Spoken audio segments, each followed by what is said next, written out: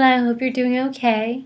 It seems that you have a lot of confusion, and I'm glad that you were in class today, but I'm sad to see that you couldn't stick around to talk to me. So I'm going to try and address some of your concerns that I know about via this video. And then I have office hours tomorrow from 1 to 2, and I'd highly advise that you do come see me, as I want to make sure that you are going to get through the rest of this semester. So as far as your CV, as you know, this assignment is due by tomorrow at the latest. And so looking at your CV, it's hard because you copy-pasted it in, but essentially you have your information on the top, objective, education, and that's kind of it. So it seems that you're really confused about CVs. Now, the concern I have with that is obviously that you are going to be taking the final, and the final has the basic CV information on it. So what I'm going to do is I'm going to use another student's CV as an example to go over what should be in it. A CV can be very simple. This is a great example of a very simple CV. It does not have to be complicated. Anud is in one of my other classes, and so I just finished doing her CV as far as giving feedback, and I would love to share the same thing with you. So on the top, just like you did, you have the contact information. Now you'll notice that the name is a lot larger than anything else. We do this on purpose. That way the name really stands out.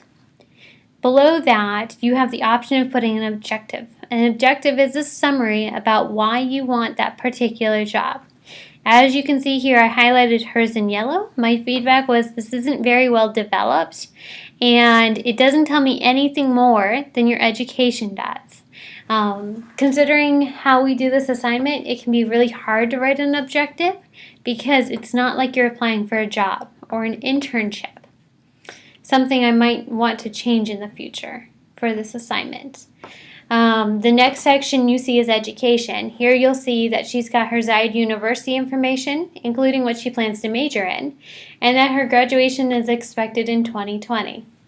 Below it, this was one of the areas she's still working on, she needs to put the name of her high school. And she has her graduation date.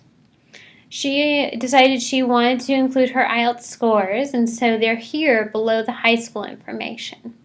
The furthest back you ever want to go is high school, so keep that in mind. Below education, you have relevant experience. So here we listed the information regarding her volunteer work with the National Rehab Center during the Community Service Project. So here you have the name of the organization, the title almost, so here we just wrote volunteer. And then I instructed her to have 2 bullets on how she helped the organization. Now, if this was a job, you would write the things that you do in your daily job. And then we have the date over here. So usually your graduation information for education is just in the year format, whereas your job information would be in the month year.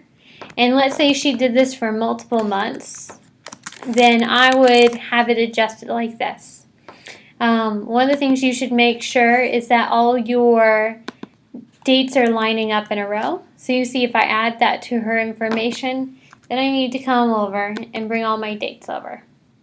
And I could, space until it gets to the end, which would actually look a lot better. So what I would do is I would do it for each of these, but making sure that they are equal is one of the biggest things. You can do that by doing something like this, where you create that thing, and so it's something that will always be there.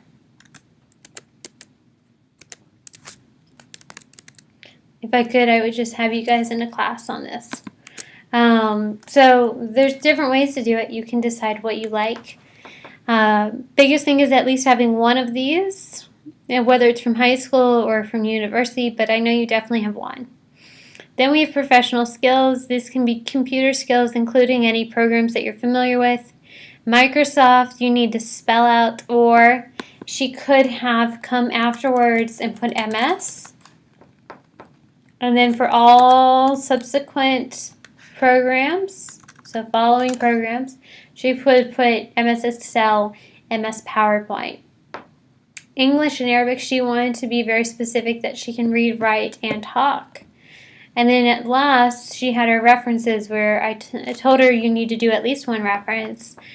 Should be the person's name, how they're related to you. So is it a former colleague? Is it a former group member?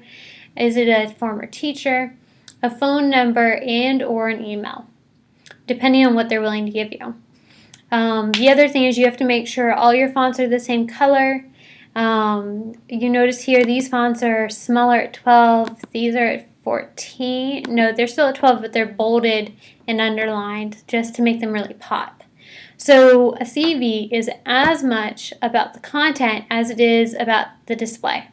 You can see now that my dates are all messed up. They look messy. I would want to make sure that they line up all in a straight row.